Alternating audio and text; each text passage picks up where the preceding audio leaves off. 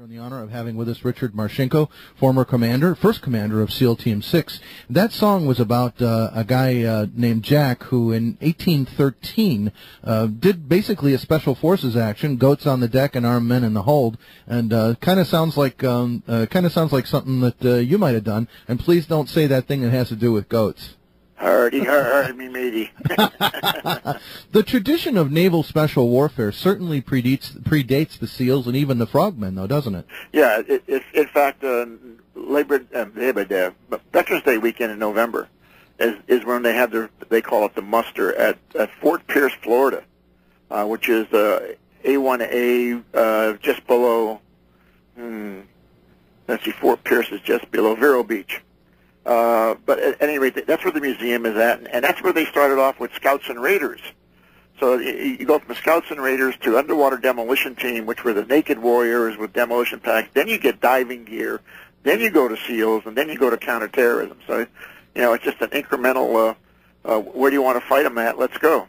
Richard, I'm a scuba diver, in fact a wreck diver. Spent 3.5 years on my county search and recovery dive unit here as a volunteer. And done some interesting wrecks here and there. Have you ever locked out of a submarine? Yes. What is the experience of going from the inside of a submarine to into the environment of the ocean? What is that? I hate to sound liberal because I ain't, but what does that feel like? Well, it's like you are now in the big aquarium. You're floating. You're moving around in a cigar-shaped sewer pipe called a submarine. They lock you out of an escape hatch where you're cramped, and then you have this vast ocean. One, you can go to surface, or you can go to work with a swim delivery vehicle. But you first you look at the plankton, and you look what's around you, and of course, if you're a SEAL going to work ashore, you're near shoreline, so you're going to see some bottom for a period of time, at any rate. But it's the first thing you try to figure out is make sure you get past those screws. Yeah. Yeah, and because the submarine does not set still, he's got way on. Yeah, he's got to, because he's got to have steerage. Yeah, so it's much like a firefight.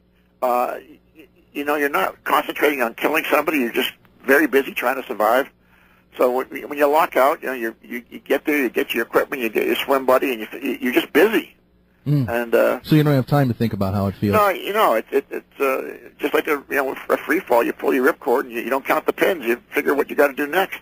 Yeah, I guess so. Don't count pins until you don't feel that good hurt when it opened. Yep. Speaking of what it feels like, I must ask you. I said I was going to ask 2 personal questions. Does it change your life after? Tough question for me to ask you, but does it change your life after you kill somebody? I mean, what dent does it make in you? I don't know. I'm really not sure how. I think everybody has to answer that one. Everybody has their own threshold.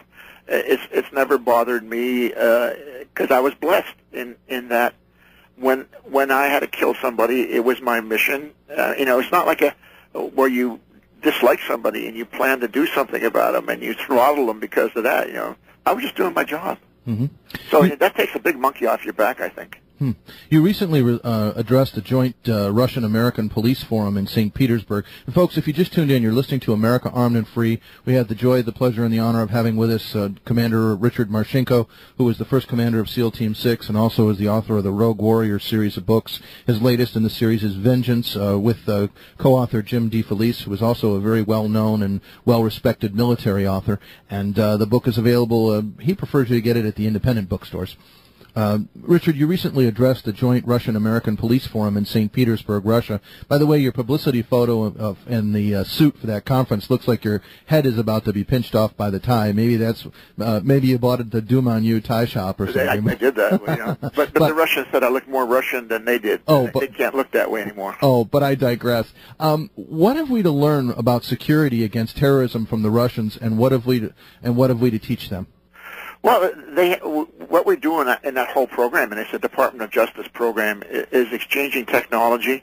They have some titanium, for an example. It's a little cheaper over there, and we can use it certainly in some of our hardware.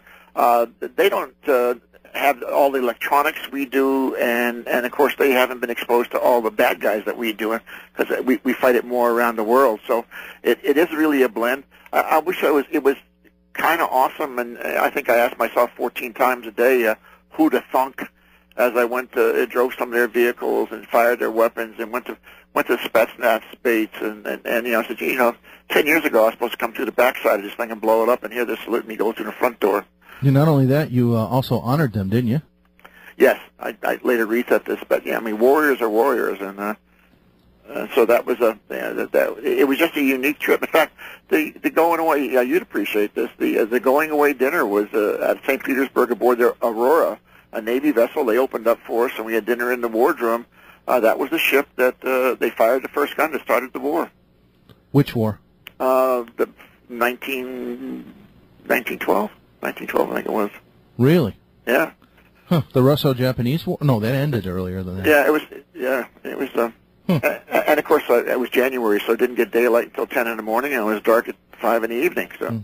Sounds like a good time for special operations. Back to the phones. Pete, you're live on America Armed and Free with Commander Richard Marcinko and Charles Heller. Your question for him.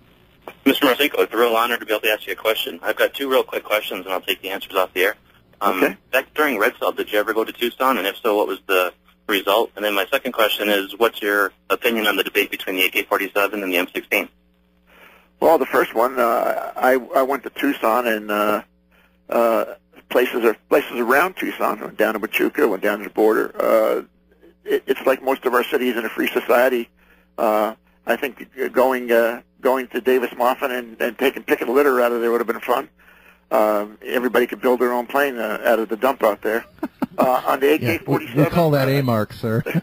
Go ahead. On the AK-47 versus the M16, one, if you're working independently behind the lines, it's nice to have the lighter load.